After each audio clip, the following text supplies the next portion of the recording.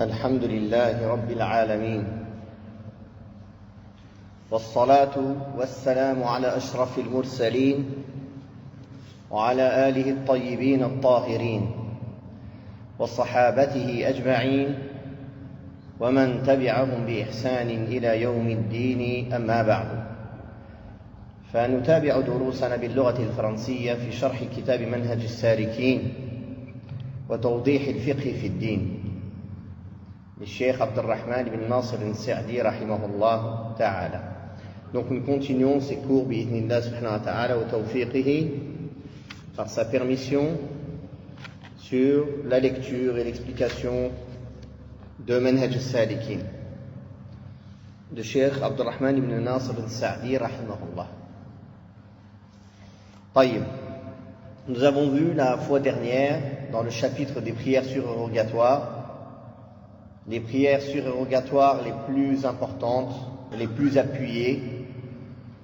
Nous avions déjà parlé au préalable, quand nous avons parlé de la manière d'accomplir la prière, des rawatib, des prières surérogatoires liées aux prières obligatoires, les 10 ou 12 rak'at qu'on fait chaque jour. 4 avant le Dhuhr, 2 après le Dhuhr, 2 après le Maghrib, 2 après l'Isha et 2 avant le Fajr. Ou, selon le madhab de l'imam Ahmed, 2 avant le Dhuhr, 2 après le Dhuhr, 2 après le Maghrib, 2 après l'Isha et 2 avant le Fajr. Car il voit que rawatib c'est seulement 10, c'est pas 12. Quoi qu'il en soit, nous avons déjà vu cette partie-là. Puis nous avons parlé la fois dernière de Salat al-Kusuf, la prière de l'éclipse.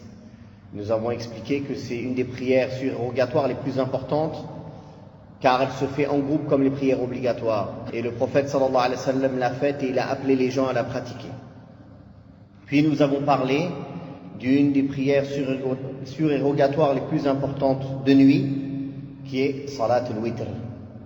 Nous avons parlé de certaines règles liées à la prière du Witr.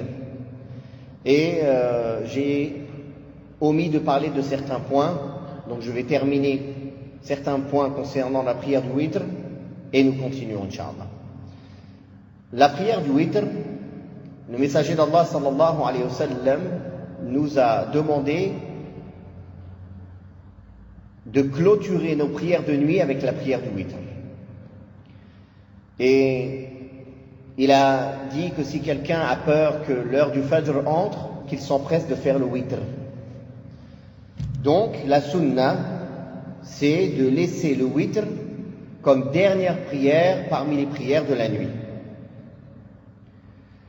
La question qui se pose est, celui qui a prié le Witr au début de la nuit, au milieu de la nuit et même à la fin de la nuit. Mais après avoir prié le Witr, il a encore envie de prier. Au début, il pensait clôturer ses prières. Ça y est, il fait le Witr, il pensait qu'il ne se réveillerait pas dans la nuit, ou il pensait clôturer ses prières dans la nuit et ne plus prier après. Il pensait qu'il ne restait plus assez de temps, par exemple. Puis il fait le Witr, et voilà qu'il se rend compte qu'il a encore 45 minutes avant le Fajr, par exemple. Ou une demi-heure, ou même 20 minutes. Et il ne fait rien, il a envie encore de prier. Ou bien pour une autre raison, qu'il a prié par exemple la prière du Tarawih avec l'imam. Et pour pouvoir avoir la récompense de finir la prière du Tarawih en entier avec l'imam, dont sa récompense est comme s'il avait prié toute la nuit, comme il est venu dans le hadith sahih, donc il prie le Witr avec lui, au début de la nuit, bien qu'il ait l'intention de prier encore après, que ce soit directement après l'imam, après avoir prié avec l'imam, ou bien que ce soit au milieu de la nuit, ou à la fin de la nuit. C'est-à-dire lui, il sait qu'il a l'intention de prier après. Donc, pour résumer, la personne qui prie le Witr, qui avait l'intention de terminer mais qui change d'avis, ou bien la personne qui devance le Witr pour une raison valable, comme le fait de prier avec l'imam jusqu'à la fin de ses prières. Qu'est-ce qu'il devra faire s'il veut reprier la nuit? Et est-ce qu'il peut reprier la nuit? C'est ça la question. Premièrement, oui, il peut reprier la nuit. Mais les savants ont divergé sur la manière dont il va devoir reprier la nuit.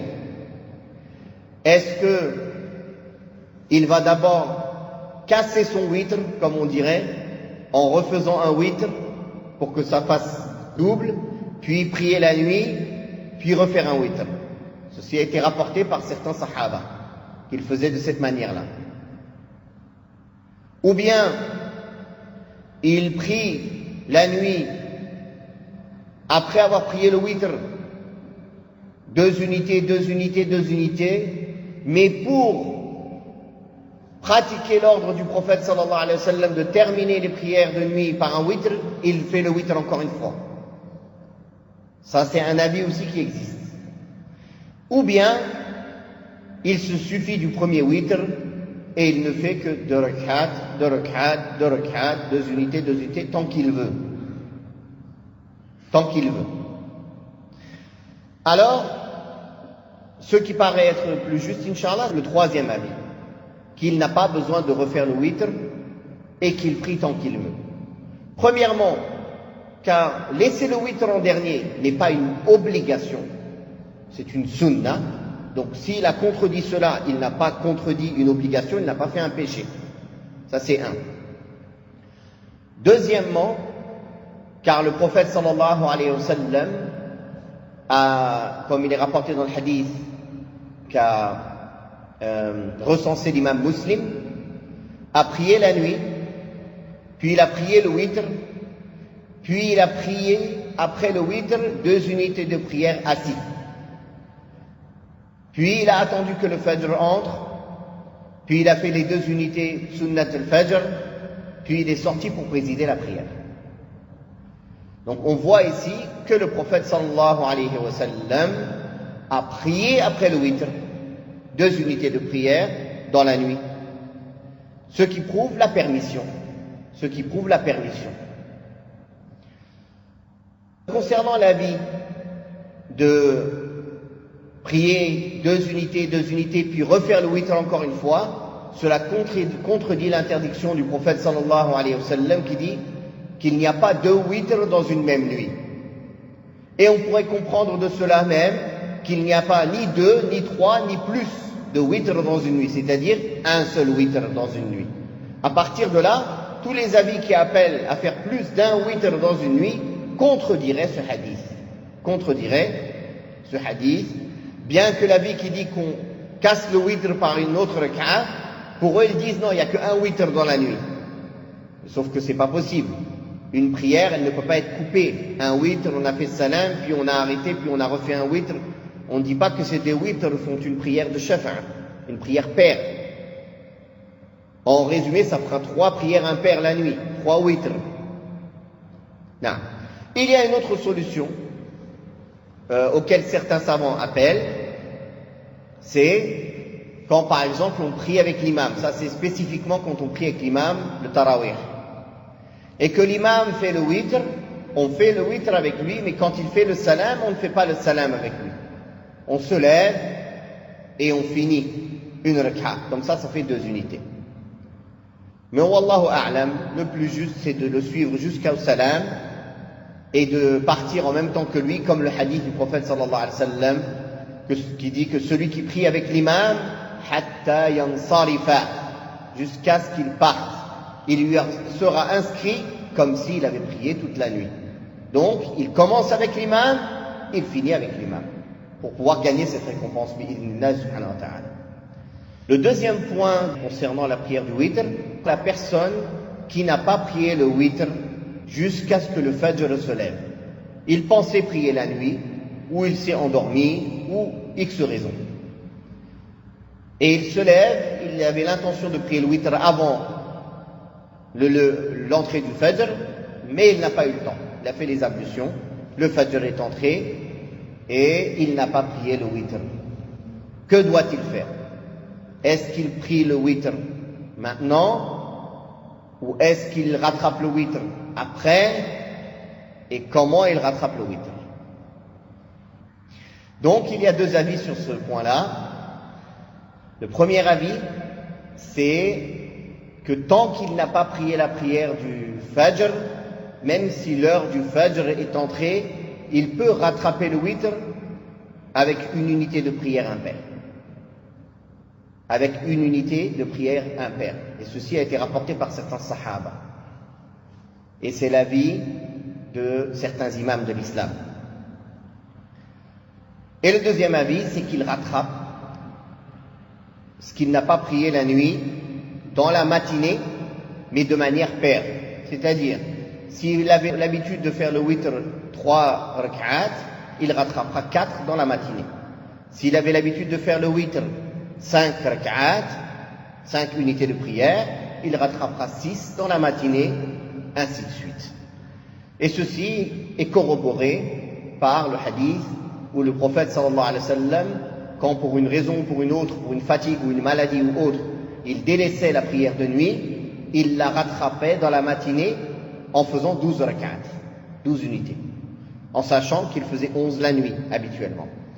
Et aussi le prophète sallallahu alayhi wa sallam qui a dit que celui qui n'a pas pu prier une partie de ses prières de nuit et qu'il les fait dans la matinée, c'est comme s'il les avait fait dans la nuit. C'est comme s'il les avait fait dans la nuit, du fait qu'il les rattrape, du fait qu'il est vigilant à les rattraper quand il les a ratés. Donc, il y a des prières surérogatoires qui ne se rattrapent pas parce qu'elles sont liées à des situations ou à des raisons. Et il y a d'autres prières surérogatoires qui se rattrapent. Les prières de nuit, le witr, elles se rattrapent dans la matinée. Comme les rawatib, les 12 qu'on fait avant et après la prière, celui qui les fait habituellement, si pour une raison ou une autre, il ne l'a pas fait à son moment, il lui est légiféré de les rattraper.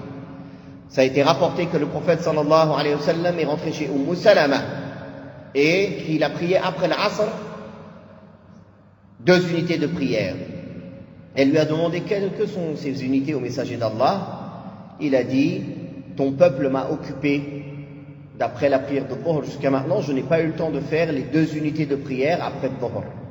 Donc il les a rattrapés quand? Après l'Asr. Après l'Asr. Donc ceci montre qu'on rattrape, il y a des unités de prière qui sont surérogatoires, qui sont tellement importantes qu'on peut les rattraper. Parmi elles, les rawatib, les prières surérogatoires attachées aux obligations, c'est-à-dire les 10 ou les 12, et le witr, la prière de nuit. Non. Il y a encore beaucoup de choses à dire, mais c'était les 2 sujets dont je n'avais pas parlé la fois dernière que je pensais qu'il était important d'aborder. Bismillah, alhamdulillah, wa salatu wa salamu ala rasulillah, Allahumma ighfir lana wa li shaykhina wa li musannif wa li jami'il muslimin. La prière de la sollicitation de la pluie, salatul istisqa. La prière de la sollicitation de la pluie est une sunna à accomplir en cas de nécessité lorsque les gens manquent d'eau. Elle s'accomplit en plein air à l'instar de la prière de l'Eid. La personne s'y rend en dévotion, en supplication, remplie d'humilité. Il effectue 2 unités de prière. Puis l'imam se lève pour effectuer un seul sermon. Il y multiplie la demande de pardon et la lecture des versets exhortant à cela. Il insiste dans ses invocations et se montre patient dans l'exaucement.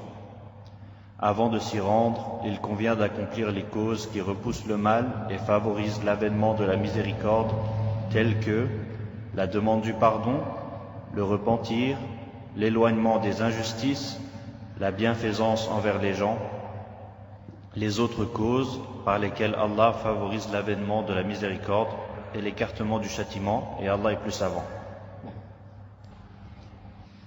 La prière de l'istisqa, la prière de sollicitation de la pluie. Le cheikh a dit avant tout, wa salatul istisqa'i sunnatun. La prière de l'istisqa, la prière de demande de pluie est une sunna. On pourrait même dire c'est une sunna mu'akkada, car elle se fait en groupe comme la prière en groupe. Toutes les sunnas qui se font en groupe, où les musulmans sont appelés à venir prier en groupe, sont des sunnas très importantes. Mais cette prière de pluie, de demande de pluie, de l'istisqa, le cheikh a dit qu'elle se fait, c'est une sunna quand إِذَا اضْطَرَّ النَّاسُ لِفَقْدِ الْمَاءِ. C'est une sunna à accomplir en cas de nécessité lorsque les gens manquent d'eau. Donc la prière de l'istisqa, comme pour les autres prières qu'on a vues comme le kusuf, l'éclipse, elle se fait quand une cause précise est présente. Le cheikh ici, il a donné une cause générale, mais en vérité cette cause générale, on pourrait la diviser en deux. Premièrement, la sécheresse, le manque d'eau, la nécessité d'eau. Cette nécessité peut revenir à plusieurs situations. Il n'y a pas assez d'eau pour s'abreuver, ou il n'y a pas assez d'eau pour abreuver les bêtes, ou il n'y a pas assez d'eau pour que la verdure et la végétation poussent, et cette végétation sert à nourrir les bêtes, ou il n'y a pas assez d'eau qui pleut dans d'autres pays ou dans d'autres contrées, et à cause de cela, le fleuve qui coule dans notre pays est bas, le niveau du fleuve est bas. Donc, on n'arrive pas à en profiter pour l'agriculture, ou pour les bêtes ou autres. Ou bien, il ne pleut pas assez dans les montagnes et les gens de la vallée, dans les puits et dans les fleuves, n'ont pas assez d'eau. Donc, quand il y a une nécessité d'eau, une de ces nécessités précitées, parfois, on peut demander la pluie dans une autre contrée pour en profiter dans notre contrée. Comme la question des fleuves, comme les gens d'Égypte, qui ont le Nil. L'intérêt pour que le Nil soit haut, c'est qu'il pleuve à la source du Nil, et non pas où ils sont eux exactement. Barakallahu fikum. Ça, c'est une première cause pour laquelle la prière de l'istisqa, de demande de pluie, est légiférée. La deuxième cause, c'est quand nous sommes dans la période ou dans la saison des pluies. Mais nous n'avons pas besoin, c'est-à-dire il n'y a pas de sécheresse, il y a de la végétation, il y a de l'eau. Il n'y a pas un besoin, il n'y a pas une nécessité de l'eau. Nous sommes dans la saison des pluies, mais il ne pleut pas, ou bien la pluie a tardé, alors qu'on est dans la saison où il pleut habituellement. Il est légiféré de faire l'istisqa aussi à ce moment-là. En dehors de ces moments-là, il n'est pas légiféré de faire l'istisqa. On ne fait pas istisqa toute l'année. Vous voyez d'ailleurs, dans les pays musulmans habituellement, ils font la demande de pluie dans les moments où c'est la saison des pluies, et qu'il n'a pas encore plu, par exemple. Ou bien vraiment quand il y a une grande sécheresse, et que les contrées, les agriculteurs, les gens subissent des nuisances à cause du manque de pluie. Donc là, on va voir qu'il y a une demande du gouverneur de faire salat al-istisqa. D'accord? Donc ça, c'est la première chose à prendre en compte. Quand est-ce que c'est sunnah de faire la prière de l'istisqa? Dans l'une de ces deux raisons. Quand il y a une sécheresse ou qu'on a besoin ou une nécessité de l'eau, ou quand c'est la saison des pluies et que la pluie est en retard. Taïb. Deuxième point concernant salat al-istisqa. La manière d'accomplir l'istisqa.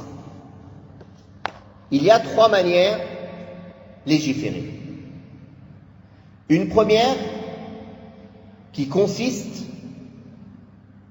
à faire dua, à invoquer Allah pendant le prêche du vendredi. Ceci est arrivé au temps du prophète sallallahu alayhi wa sallam, comme il a été rapporté dans le hadith sahih de Anas radiyallahu anhu.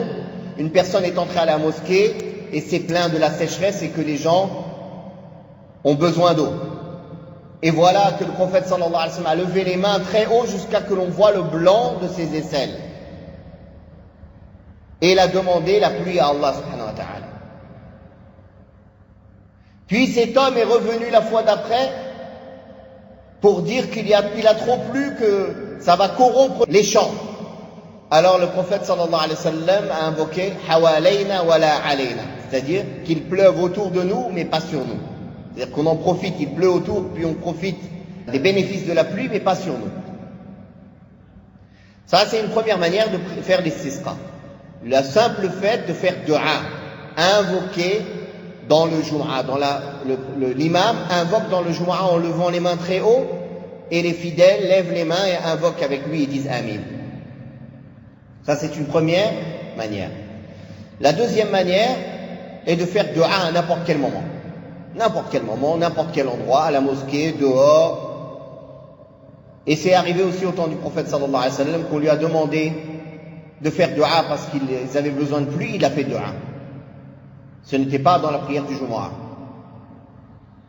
La troisième manière est de lier à l'invocation de l'istisqa, à la dua, la prière. La prière de l'istisqa. Et elle se fait, comme le cheikh a dit, comme la prière de l'Eid. On appelle les gens à venir dans Musalla l'Eid et on l'a fait en groupe. Taïb. Concernant Salat l'istisqa, les hadiths les plus connus en cela sont premièrement le hadith de Aïcha, celui de Abdullah ibn Abbas et le hadith de Abdullah ibn Zayd où le prophète sallallahu alayhi wa sallam a dit le messager d'Allah sallallahu alayhi wa sallam est sorti à la musalla de l'Eid pour demander la pluie. Il a invoqué Allah et il a demandé la pluie, puis il s'est tourné vers la Qibla et il a tourné, il a changé son rida.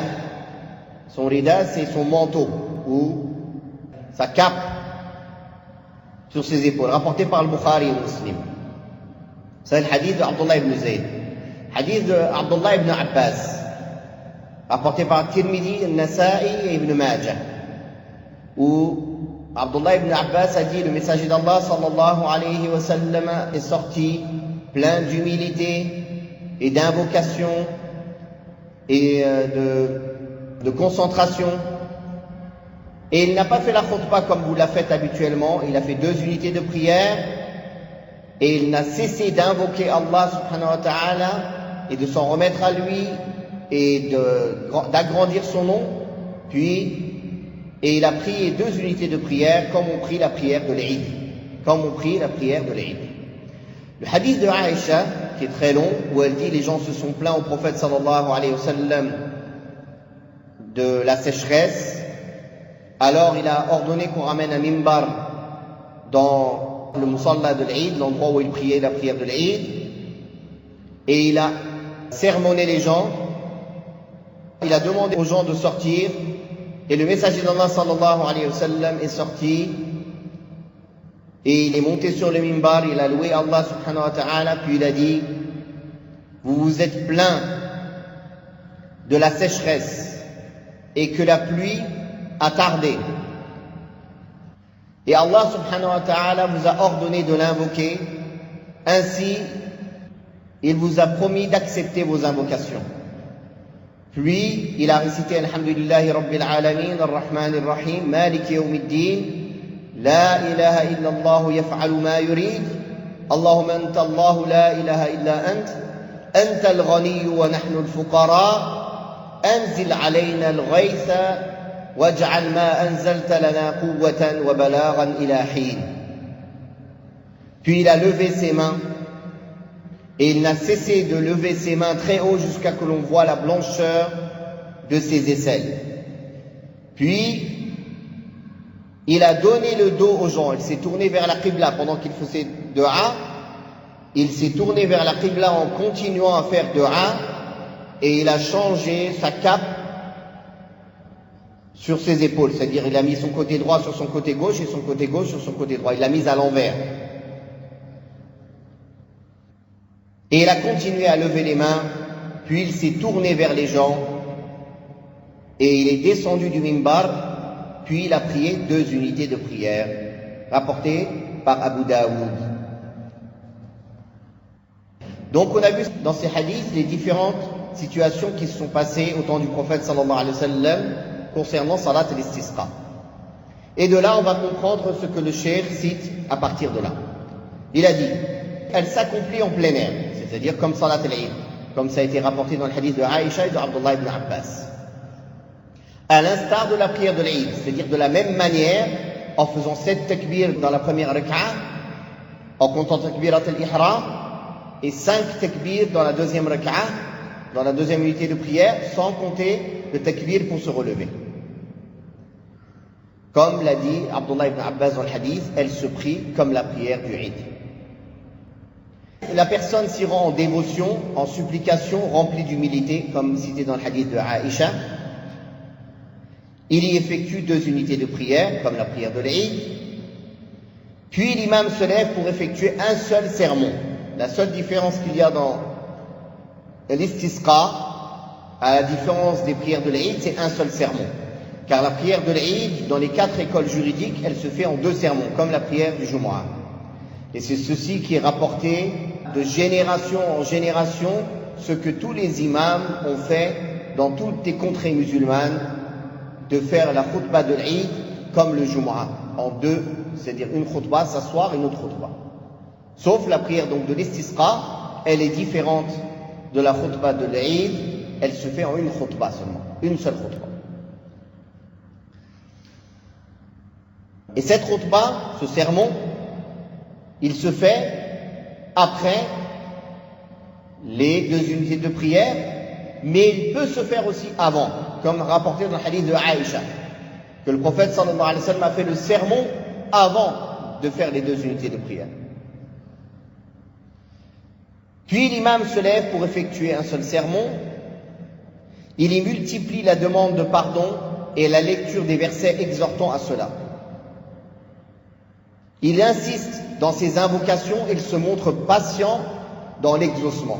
Effectivement, le prophète sallallahu alayhi wa sallam a dit que le serviteur ne cesse d'être exaucé dans ses invocations tant qu'il ne s'empresse pas et qu'il ne dit pas j'ai demandé, j'ai invoqué et Allah n'a pas répondu à mes invocations. Il s'empresse. Aussi donc cette sunna, pendant qu'on fait la dua de l'istisqa, que l'imam se tourne vers la qibla et continue à faire dua, et que c'est pendant la dua qu'il tourne son rida, qu'il tourne sa cape ou son manteau et qu'il le met à l'envers. Puis il se retourne encore vers les fidèles et il continue les invocations. Puis il a cité certaines politesses avant d'aller demander la prière de sollicitation de pluie, avant d'aller faire la prière de l'istisqa, en disant: avant de s'y rendre, il convient d'accomplir les causes qui repoussent le mal et favorisent l'avènement de la miséricorde d'Allah. En résumé, la crainte d'Allah subhanahu wa ta'ala, taqwa. Car combien de versets incitent à la piété et à la taqwa, et par lesquels Allah ta'ala promet tous les biens, la pluie en abondance, aussi l'istighfar, la demande de pardon, et le repentir. Donc il a dit, parmi cela, la demande de pardon, le repentir, l'éloignement des injustices, c'est-à-dire réparer ses injustices et s'en éloigner. Si quelqu'un a une injustice envers quelqu'un, il doit la réparer, car l'injustice est une cause de mériter la colère d'Allah. Et une des manières de subir la colère d'Allah, c'est la sécheresse. Aussi la bienfaisance envers les gens et les autres causes par lesquelles Allah Ta'ala favorise l'avènement de la miséricorde et l'écartement du châtiment, et Allah est plus savant. Voilà ce que l'on peut dire en résumé sur la prière de demande de pluie. Salatul istisqa. Les moments interdits pour prier. Les moments interdits des prières surérogatoires non liées à des causes sont: premièrement, de la prière du Fajr jusqu'à ce que le soleil se lève à la hauteur d'une lance.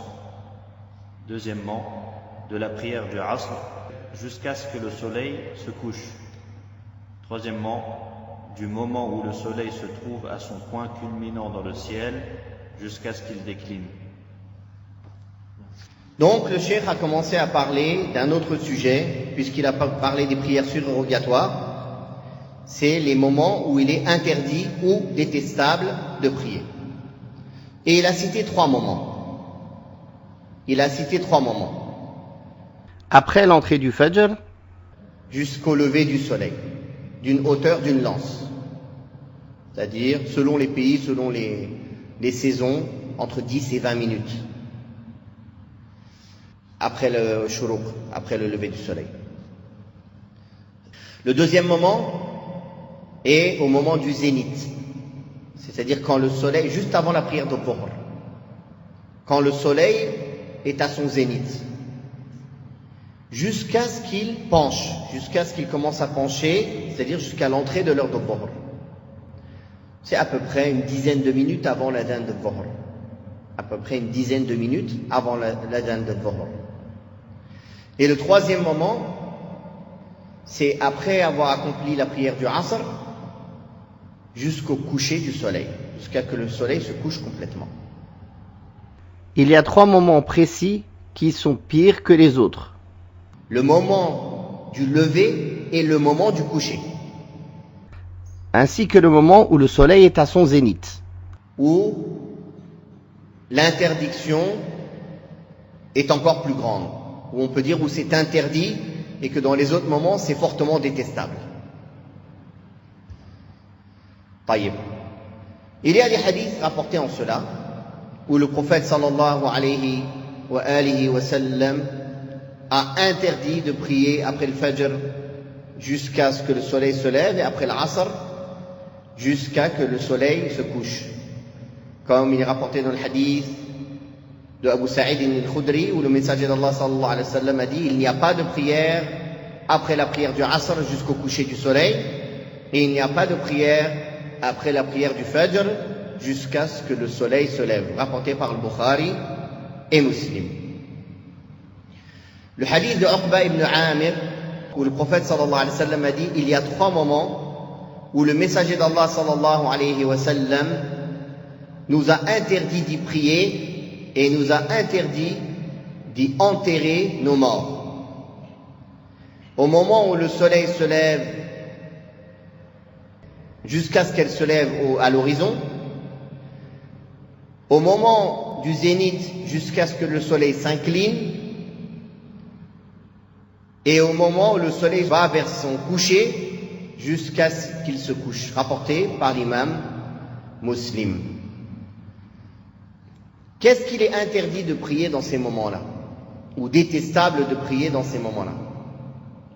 En vérité, ces moments sont des moments où il est détestable de prier, les prières absolues, surérogatoires, sauf dans les 3 moments.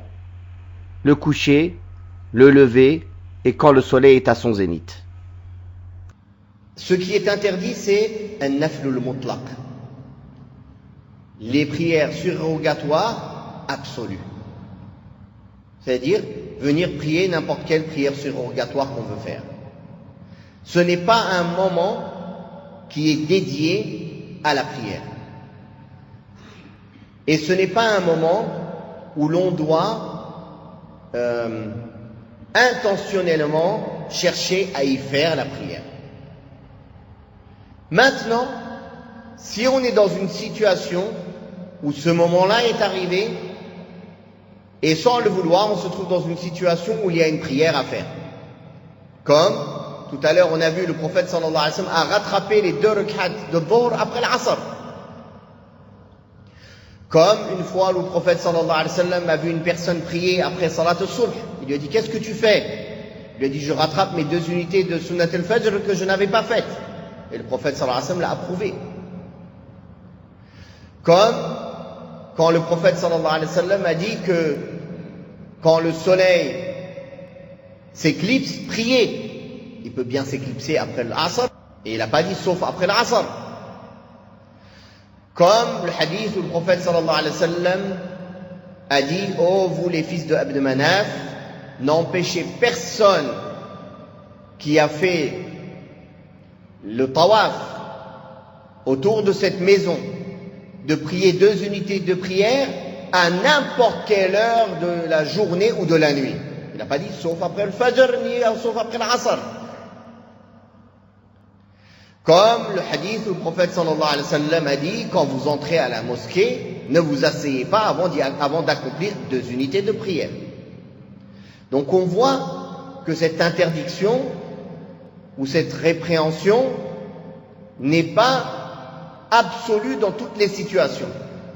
Mais cela concerne le fait de vouloir prier à ces moments-là ou de chercher à prier à ces moments-là.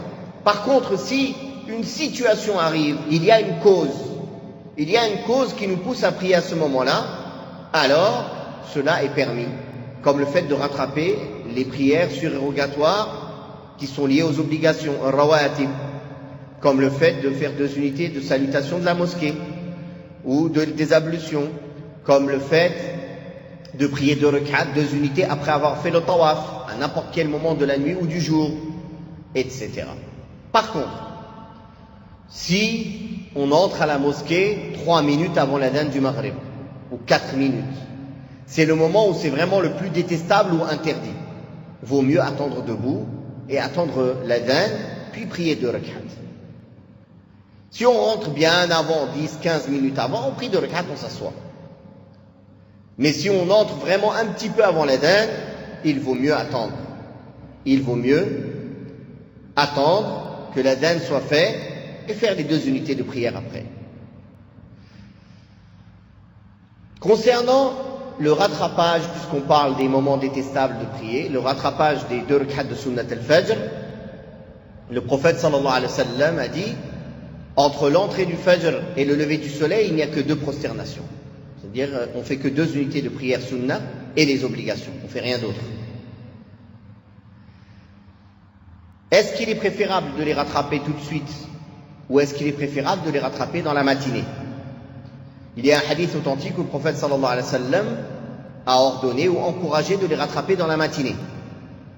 Et l'autre hadith, c'est qu'il a vu quelqu'un le rattraper après le fajr directement et il ne lui a rien dit, il a accepté, il a agréé cela. Donc on peut dire que le mieux est de le rattraper dans la matinée. Sauf si la personne a peur d'oublier ou d'être occupée, alors dans ce cas-là, il les rattrape directement après la prière du fajr. Directement après la prière obligatoire du fajr.